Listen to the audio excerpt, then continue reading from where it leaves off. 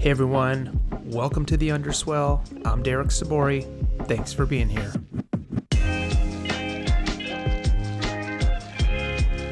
All right, Dad, we did it. We're live. Good. About time. Dad, Michael Sabori, welcome to the show. Thanks for being on my show. Thank you for having me. It's gonna be great. We're gonna have a great conversation. Dad, this is your first podcast. Is that right? It is.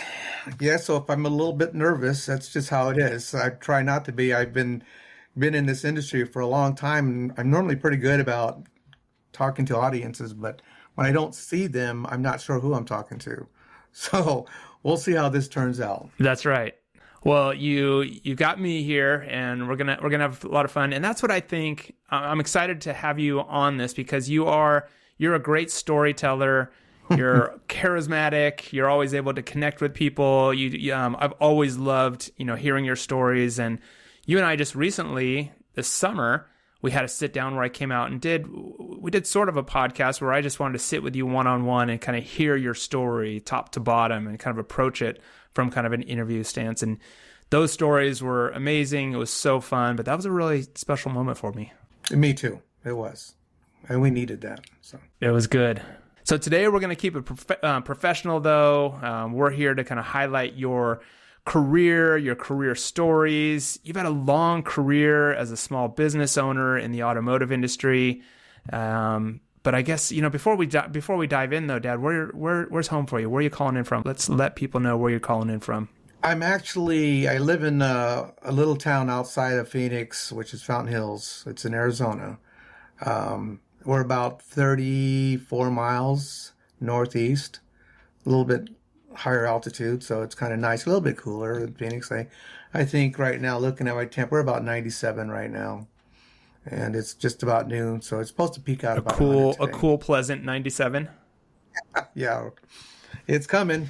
Yeah, we'll talk about the hot weather because I don't know how you do it. Especially the business you're in. You're doing a lot of work. You're out in the early mornings. You got to get up there early. But today we're going to talk about the industry that you're in, the automotive core industry, and how it's part of sustainability and the circular economy. I want to talk about the lessons you've learned from being a business owner.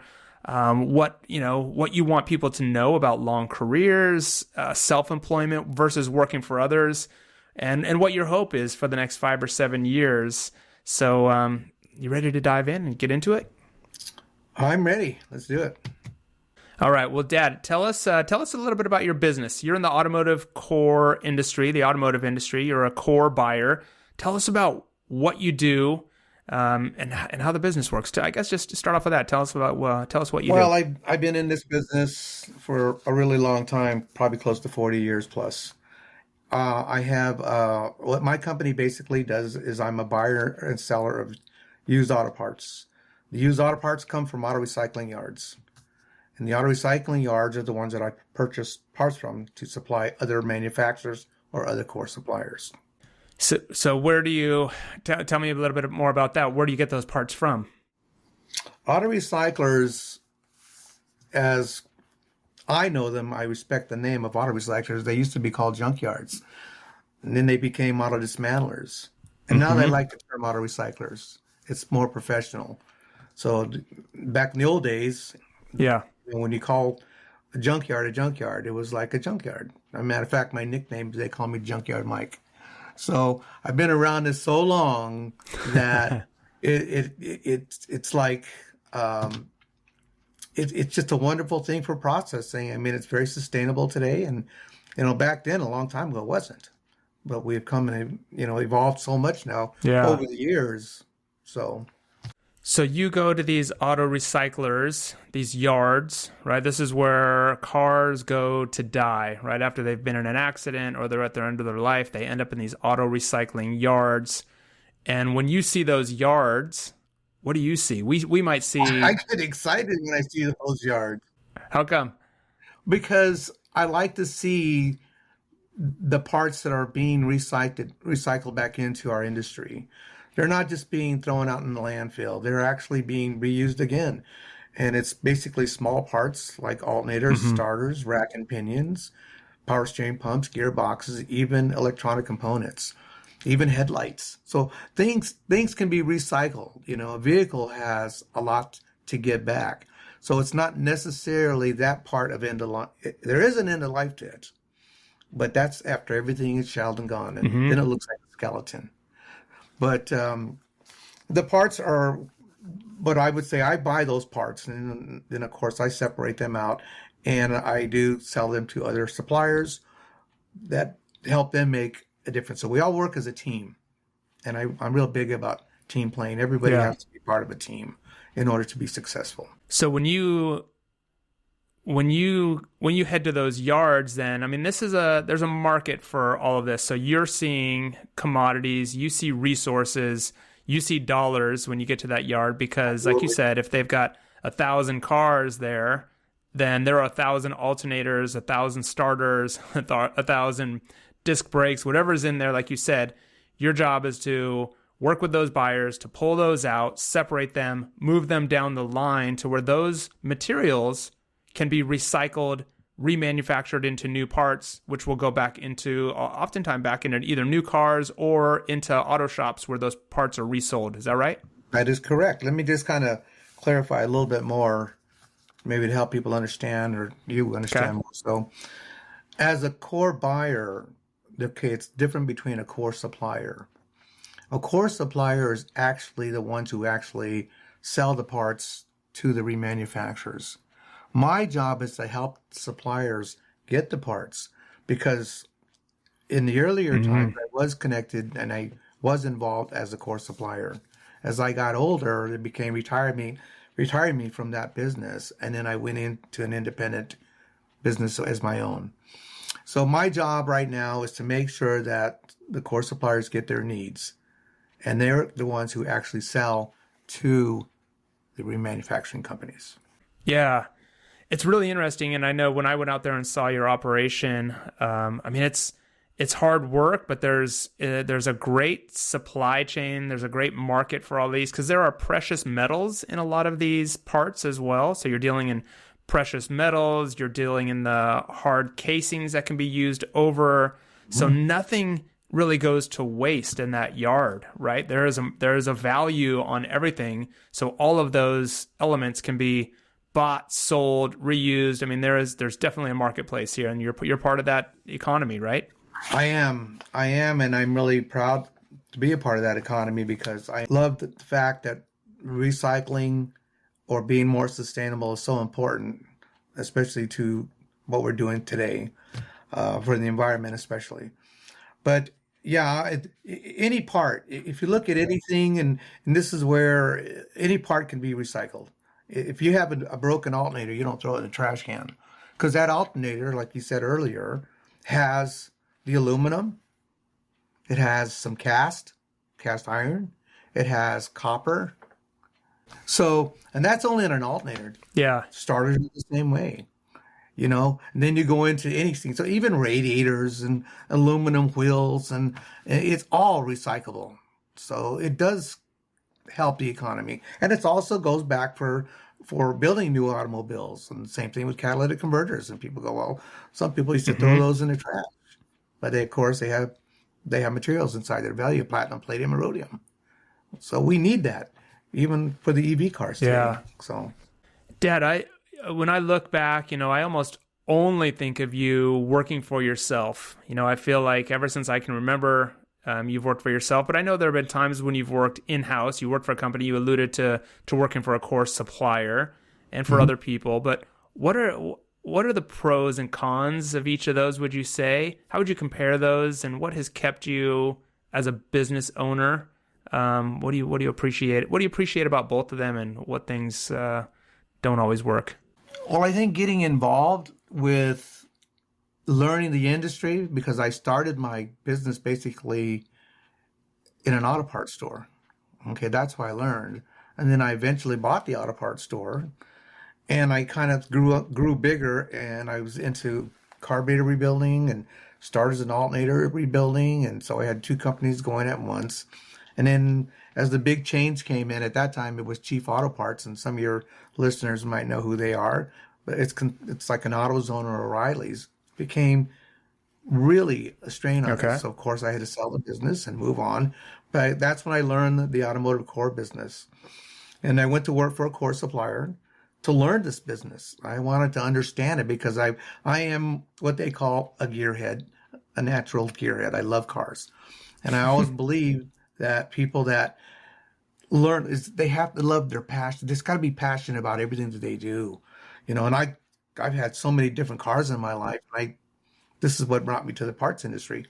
So as I learned back to learning the business and really being involved with other core suppliers, I was learning to figure out, well, there is this high demand separating the alternator stars, but you have to learn everything. You can't just take one part. I am probably one of the only few people left in this business that handle all the lines. I handle alternators, starters, rack and pinions, gearboxes, power steering pumps. So I still have that means. But at my age now, I'm trying to get something that other people can take over and learn this opportunity too. Do you think, tell me why, are there a lot of young people getting into this industry and space? I think I know the answer to this, but and let me explain too. I've seen how you do it. When you go to these yards, a lot of it is manual. You have to pull these parts off, or the yard pulls them off one by one. You've got these big boxes of maybe hundreds of alternators, big, heavy, iron metal things. You got to move them. You need to be able to look at each one, identify it, know what it is, know what box it goes into, know whether it's good or whether it's not, whether it can be sold to the next person. So there's an expertise that comes in there. Is this a job that young people you think are interested in, or what holds them back, you think? Well, I started young. I did. I started young and I was strong, and I was really, because I loved cars and I wanted to learn and evolve with the systems and move into, now I'm working with hybrids and all kinds of different cars in today's market. But yes, it does take a young person, but that young person has to have the heart. You got to have a heart. You got to be able to have the passion to do these things. You have to be connected to the part just as much as you do the wrecking yard, because you can't just walk in and buy every part, because some are scrap and some are really good for the market. My focus is getting the right materials. Yeah. So I deal actually with a lot of the later auto recycling yards, because that's more of a recyclable end for that. And so later meaning newer cars, right? There's more of a market for these newer cars. Right. And some people get confused on that term. I've had kids say, well, isn't later older? No, later is newer. And I know you said you've had a lot of cars. I mean, you obviously fell into a line of work that you're super passionate about. I mean, rattle off some of the cars you've had, because I know you've always, ever since I've known you, been a fan of old cars, new cars, but some of the old ones have been my favorite. What have you had?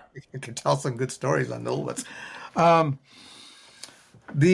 I've had more of the 40s cars. I've had the 30s. I had a 32 Chevy Coupe, and then I've had a 49 Merc, and I had a 50 Merc, and I've had a 51 old Ford shoebox cars, and I've even had Porsche 911s and Mercedes 500 SEL. So I pretty much German, American, old, new. And I like BMW. I mean, it's all cars that are just all types. So it's not just one car. I'm not just a Ford man or a Chevy man or an import guy or a Porsche guy or Jaguar guy. I'm more of all, because each car has its own heart to me. That's all. Before, let's rewind a little bit, and I want to know, you're an Air Force veteran. I was born on an Air Force base. So tell me a little bit about, when you were young, did you also have an appreciation for cars? I think you were building a car when I was really little. So tell me a little bit about before getting into the automotive industry, though. How'd you find your way into it? Well, because prior to that, I had a Plymouth Satellite that I completely redone. And I think at your mother at one time, I used to take the engine in the house and take it all apart, even though I'm not a mechanic, and figure out how things work. She wasn't all happy about that. And then, but the car itself, yes, I belonged to numerous at that time street racers. Being from Southern California, that was my big passion. And I don't recommend it because speed can kill, there's a place for, now you look back and go, God, I did some stupid things back then, just to belong to the LA street racers and Orange County street racers, and we all pile up late at night and 2 o'clock in the morning we're racing. I think they do that. There's a thing called Street Outlaws. I think they do the same thing. Everybody street races all over the place, but not anymore. It's kind of quiet thing. But yeah, I've always had that big passion for cars, and I still do today. Now it's more trucks, I think, but I do have a huge still love for this. Yeah. And that's why it would be hard for me to ever get out of this business and go to work anyplace else. Yeah, well, that leads me to my next question. I mean, you've been doing this for a long time. You're almost 74. You're still working hard every day. I've always been impressed and inspired by how hard you work. And I think I was talking to a classroom this morning, actually, and I brought you up because, even at your age, you are still always kind of aspiring for the next thing and looking to continue to build. And you're never really, I don't want to say satisfied. You've always got your eye on something bigger, and you're always willing to put in the work. What do you think drives you? What's helped you get here? What helps you put in the work every day at 73, 74 years old? I like to see change because I've been through so many changes in the automotive recycling business or the core business to where it's going today, and it fascinates me. So now I have a really big passion for all the electronic components in the vehicle. We have the electric, the EV cars that are out now. And some of the auto recyclers, I have a fear. Well, what are we going to do now? But you still have a long, progressive way to go. But when you see the technology in the vehicles, I get really excited, especially the safety features and how safe the newer cars are today, the autonomous driving cars, and everything that you see behind it. They still have components, and eventually those components will hit the market. And when it does, that's what I want to be a part of. But like you said, Derek, I'm going to be 74 years old. How much longer can I do this? Well, I never stop and look at the time for me. I'm getting up every morning. I come to work at 5:36 in the morning. Not every day, because I have other things going on too, but majority of the time when I'm here, I work with some very good core suppliers in California. They're just like ultimate circle. So they understand how I am. I'm an older guy, but I bring them really nice product, and that's what they like. But back to your question, yeah, I can't see me not doing anything like this. I mean, I've always been, and I look forward to getting up every morning and getting my coffee and like a little old man, just getting in my truck and coming to my office and going to work. And I got to work this morning, excited about being on this. So. Well, and you've had to watch. I mean, I think it's been fun watching you sort of adapt. To your point, your business is changing because as new cars come into the marketplace, you've got to learn the new parts, the new components to see what you can sell and move along through the supply chain. You've had to adapt and evolve in terms of technology and working with, whether it was email and now working with Google and all, I've been helping you connect LinkedIn and doing Facebook and getting all your stuff. You send me videos every once in a while, which I think that'll be fun. I want to start with you a YouTube channel for, kind of a Junkyard Mike YouTube channel, because you send videos. Dad will send videos of him. Here's the yard. Here's what I'm doing today. It's 108 degrees. And it's just, he sends it to us as the kids, but I'm like, those I want to share with other people. I think it's really fun. And I think this business is really interesting. Dad, you've had multiple, though. You've had a lot of different experiences with different companies, with running your own shop and then living abroad. I know you did some time in Japan learning more about this industry. But what are some of your most memorable lessons that you've learned along the way? What things would you share with people of like, if I had a couple of lessons that I would want to share with people, what would they be based on what you've learned and all the different opportunities you've had?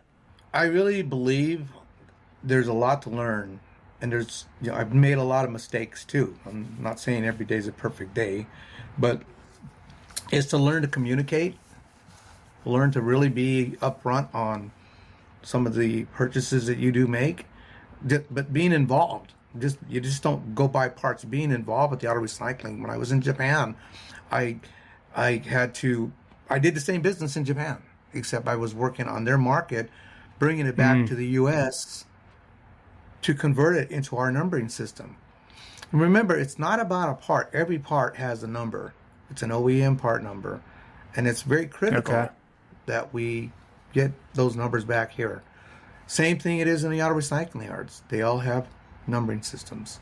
So I guess I'm trying to answer your question the way it is. If it's something that may be a little more clear about it, but that's pretty much basically what it is you just got to know and have the passion, and you just I could look at an alternator and starter, and I get more excited about looking at that than sometimes start cars. I don't know why, because it's money, I guess, and it's money, and you're recircling it back. Yeah. So, but that's me. Yes, I'd be up in a separate cords or hit a wrecking yard, and especially in Arizona, because it does get hot earlier during those July and August months. Oh my God, it's just crazy hot. 113, 114. And then you look at the temperature in the yard because you've got all this metal around you. You're up at 119, 120. Yes, you handle it, and you can't just wear shorts and a t-shirt. So that's nothing. You have to be fully dressed because of the heat. Yeah, you will burn. I have long sleeve shirts, jeans on, and drink a lot of water and go to work. Yeah. Do you see a time though when you can this be automated where there aren't, because right now it takes a human to go into the yard. It takes a human to separate those parts, get them to a point where you can then sort through them and collect them, put them on a truck, move them to the next buyer. Is there a time though when you don't have to be there in the yard? Like, have things changed and evolved that much where maybe robots are coming in? Is there equipment that does this, or is this still just a manual job that requires manual expertise and manual labor? It has gotten over the last, because I like training the yards. I like to talk more about how do we make it more efficient, especially for buyers like me. So the yards that I do have now, they are separating them. Where they didn't do that before. They had them all mixed up. Now they're separating the starters, the alternators, the brake calipers, the rack and pinions, the power steering pumps. It's all the air conditioning, even compressors. So you walk in now, and it's really kind of nice. So the dismantlers know, well, when they're processing a vehicle, they have their computer system in front of them, and the computer's telling them, core this, core this, core this, keep this in inventory, keep this in inventory. So once they have, say, 8 of the same alternators, they don't want 2 more, so they core out the other 2. And those are the ones that I get. So, and then when they're ready to do end of life on the shelf, then they core everything out. But it still requires them to pull those things out by hand, or can those cars are dismantled, obviously. I mean, are there mechanical things or robots that are dismantling the cars? I mean, I know they're actually kind of broken down and cut up, but how? The process, I not work with them, but I talk to a lot of processors. I'm in the yard as they're processing the vehicles. And most of these guys have been past mechanics. So the auto recyclers have so many cars they have to do a day. Okay, so these guys can make their money. And the car's wrecked, it's up on a rack. And if you watch these guys, they can process anywhere on 2 to 6 cars a day by themselves. They turn wrenches so fast. It's all hydraulic wrenches. They have a system. Calipers come off, drop the A-frames down, bring the car down, engine comes out, tranny comes out. It's amazing to watch the process because these guys are good and they're fast. And they do something like brake calipers, or they can't sometimes sell all the brake calipers, so I get a majority of those. Same thing with air compressors. It's an amazing process for them. But yet they still are able to inventory to sell to the public. I cannot sell. My company is not licensed to sell to the public. So I'm not in competition with them. You're doing B2B. You sell to the next business who wants those goods. Yes. Dad, what advice would you give to someone who's looking to spend the rest of their life like you have as a business owner? A lot goes into kind of being your own boss. You've been doing it for a long time. What advice do you have for people who want to own their own business, work for themselves? I recommend it because you do have your freedom, but you also have the stress. Mm. And some people say, well, Mike, yeah, There's a look what you trade-off. can do. If you don't work, you don't get paid, right? I mean, you can go, but what you make, it doesn't all go in your pocket. You have your expenses, like cost of goods, and it's all part of operating your Hmm. business. So when you sit there, sometimes you would think, God, it's just easy for me to get up in the morning, take my coffee, and drive to an office and get paid for being there. But you don't have the freedom. Hmm. I like to golf. Sometimes my friends will call me and say, "Hey, Mike, can you hit 18 holes today?" Well, let me look at my schedule. Well, I can move this yard till tomorrow, and sure, I'll meet you on the golf course. You can do that, but when you work every Yeah. day, you don't have that choice. You're dedicated to the company, and you're working for a company. Yeah. There's that could be an issue for me because what you make on your own is yours. Yeah, and Hmm. sometimes I've struggled. I'm gonna be honest with you, and you know that. There's been times when this has been a rough 6 months. Because it's very seasonal. During the summertime, these guys are hot. They're slowing down the processing. Now during the wintertime, Mm. climate's cool. They're moving material. Cars are coming in. So I live in a state that has that problem. So, but sometimes it's better for me to drive out of state. But Yeah. like you said, at my age, yeah, I should I be retired? A lot of my friends retired at 60, 65. I'm 10 years older than them, but they worked for a company 6 days a week and had to be at the office. They Yeah. couldn't not be on their own. So that's, I guess, the advantage that I. Yeah. And the name of your company is L&M Cores. So Mhm. you're obviously the Mike and the M, the Michael and the M. You run this company with your wife, with my stepmom, Laurice. What advice do you have Mhm. for someone who's thinking of starting a business with their spouse? Okay, that's that. Okay. This is going to be a tough question. You might get some feedback on this. I don't recommend it. I don't recommend it mainly for the younger person. I'm going to tell you why. And the reason is because I've been married, a couple of times, and it's not because if I had companies in their name with me, that's you run into trouble. Now, maybe when you get over in your 60s and you find the right partner in your life and you really said, I am so done, and have her be a part of your business. So when you do go into your older retirement age, like Mm. my wife is actually retired, okay? And she was a flight attendant for 23 years. And she retired from the airline Yeah. company. She retired from that not too long ago, I think about 5 or 6 years ago now. And she does help out in the company, but she does more of the back end admin Hmm. part. She doesn't work. She started out working in the yards with me. She didn't like that, but I needed somebody to help me, and she was there to help. So she understands what we go through. So she understands how hard it is when people don't pay us, or when we don't get paid for something, or we don't get the right amount of money. So she checks all that. But yeah, I mean, if as far as getting Yeah. a spouse for a partner, that's a big decision you got to make. But I don't recommend it. That's on my own view. Not when you're young, but unless she's a lifetime partner with you. That's good advice. Sometimes even your children, they don't like this kind of business sometimes. But their dad's a junk man. What is that? But I'm 74 years old and I'm still doing it. So something went right for me. So Yeah, it's working. It's working for sure. And yeah, we've talked about this. This is something we talk about this in terms of kind of next generation. Who's going to take it over? Is it an industry that any one of us wants to get into?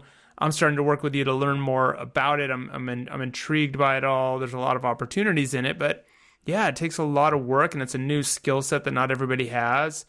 What do for somebody that does want to work in this industry, though, that hears this and is like, ooh, that sounds interesting? Because to your point, there is a circular or a sustainable approach to this business. This is part of a sustainable economy. It is about recycling every component on a car and keeping those materials in play. But yes, to your point, it can be hot. It's not always it doesn't feel glamorous. You're not sitting in an office. You're hustling, you're working, you're extracting, you're pulling, but there's a lot of opportunities for automation and innovation. So what advice do you have for somebody who wants to work in this industry? How is it changing? What do you want them to know? How would they prepare for this? Well, How would they get into something like this this? industry, just for basic facts, it employs about 140,000 people. And there's over 9,000 auto recycling yards that are out there that are employing people. This is a $32 billion business a year, as far as this automotive recycling business. Do I recommend it? Yes, especially for the kid that doesn't, he wants not a big, well, nowadays, let me take that back a little bit, because auto recycling today requires some college education. When I was doing it, no, but today it does because of the technology, because of the information, because most auto wrecking yards now, they require you to have some type of a degree, where in the past they didn't.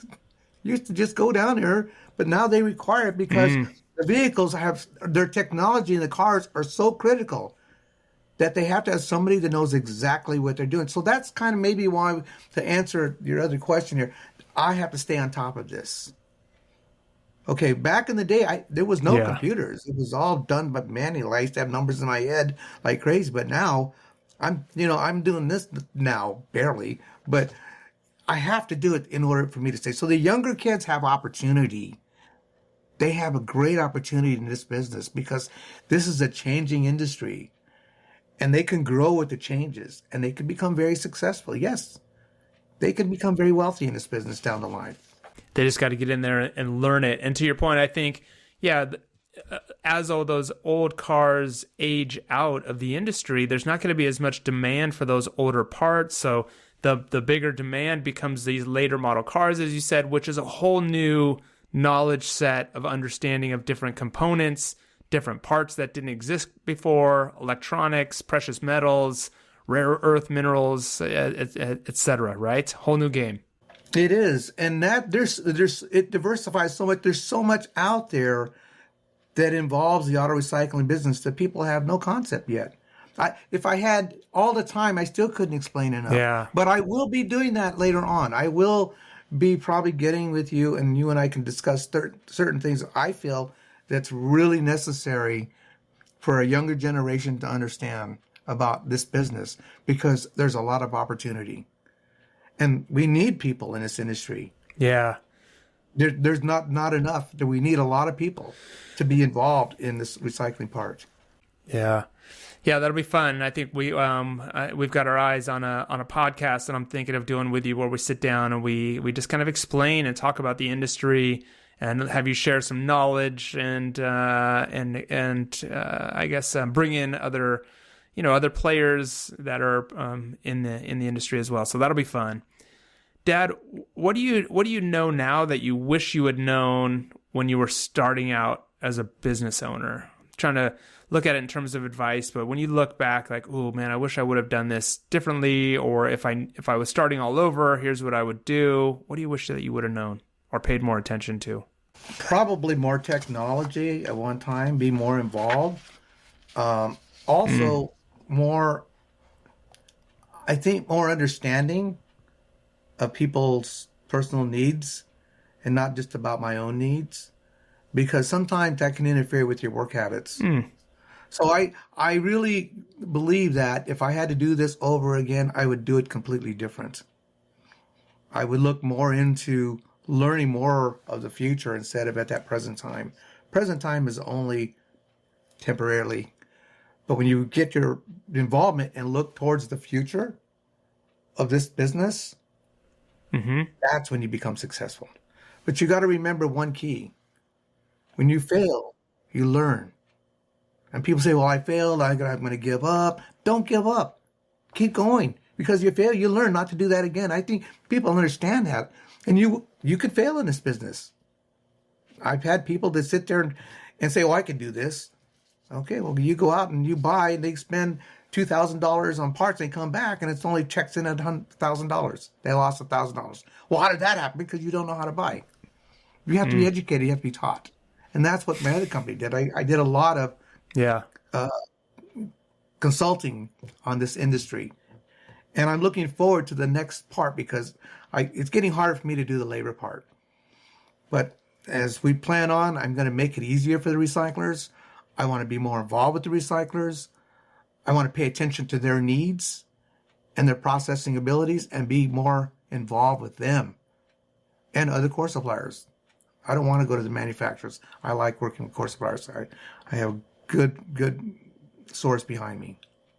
Yeah, that's good advice. I want to know as well, I always like to ask my guests on the show, I mean, this is kind of a career-focused show. We talk about careers and career stories. And from your perspective, as somebody who's been in a career for a long time, you see young people coming up. You've got younger kids. We're all younger than you. You've had people working for you. What worries you or maybe has you intrigued or excited about younger workers, the younger generation? What do you see in them that either has you going, ugh, or like, wow, I'm really impressed? Is there anything in particular? If you get the right person that comes on board and has a passion to learn this business and their skills, they don't have to be a mechanic. And that's what I want everybody to understand. You don't need to be a mechanic to do this. You don't need to get your hands dirty, because now this company is being platformed more on the apps and be more involved with the recycling yards. And there's car parts now. You have all these information that helps these recyclers. So for me, you get a guy that's young out of college and wants to learn this, he has a big opportunity. Like you said earlier, Derek, I don't know who's going to pull the parts. I don't pull the parts. They pull the parts. They may be more in the robotic era to do that down the line. But as the parts come in, we still need them. We still need all these parts. Yes, you get a team of guys. You load them in your truck. You go back. You set up it by number. Some people use conveyor belts. There's actually different ways. There's now coding you can do that I look forward to doing one day too. And I don't have to handwrite this anymore. Is to get a scanner and scan every part. It goes up into my system, and I just ship them right to the suppliers. It's already numbered. That's the perfect life that you want in this business. Yeah. But it also takes a well-educated man to do that. So there's big opportunity. I'm really looking forward to showing this people. I've talked to so many people, but sometimes they lose interest in this because it does require a lot to do. So I've done it both ways, and I think I've reached out to you numerous times, needing some help and say, well, son, how do you get this done? Or how do I do this? And sometimes I got to just flip the camera and say, well, this is where I'm stuck on. How do we get out of this? So, but yeah, it is. Well, it is, I was going to say, I love that, at your age, that we are still, we just did a rebrand. We just did a relaunch of the company. We've got a new logo. We've got some t-shirts. You've got your hat. We've got stuff coming. We redid the website. You're willing to learn and have an open mind and always sort of in that mindset of like, hey, you're always ready to grow and learn. And I'm really impressed by that. And I think that's great. And that's what it takes to, keep your business running. And we talk about this though, but I wonder here in our last few minutes, I've got a couple more things for you.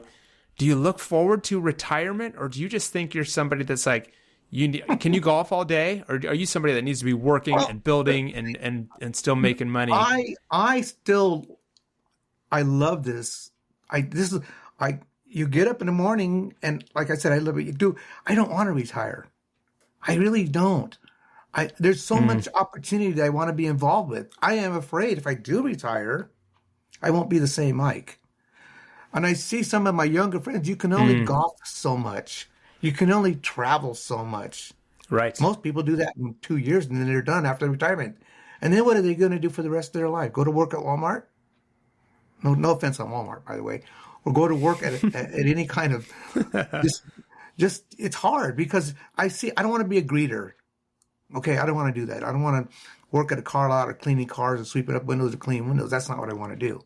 When you can continue to growth in this company, I want to teach people. I want to educate them so they can make money for their families, so they can provide and have a future yet be their own boss. That to me is the challenge that I want to accomplish.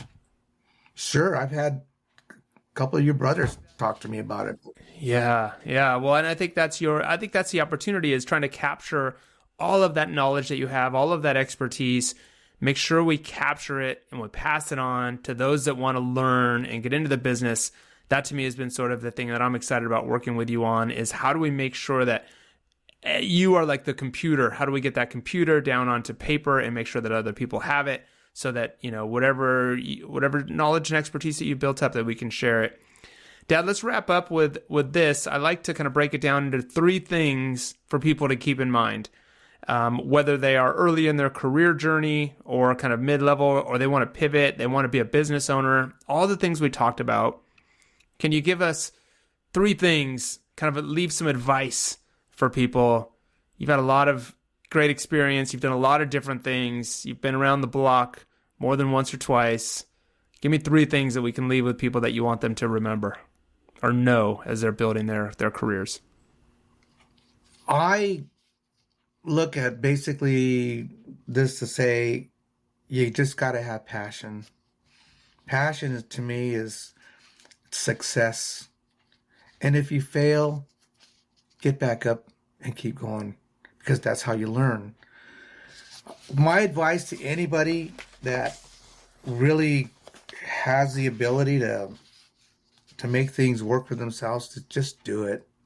Don't even hesitate. Because I'll tell you what, if people keep putting things off, well, I don't know what I know. Research, ask questions. There's people like me. Call me up, talk to me, reach out to me. I'll be more than happy to talk to you. But you got to have a passion for this business. Like any business. I remember when you were going through school, you changed your career because you had a passion for the business you're in now. Mm-hmm. Right? But we all start out doing something we really don't like because it's a job. Nobody wants to be happy, just a job. Be who you are. Be yourself. Yeah. It took me 70 years to figure that part out, though. 70 years.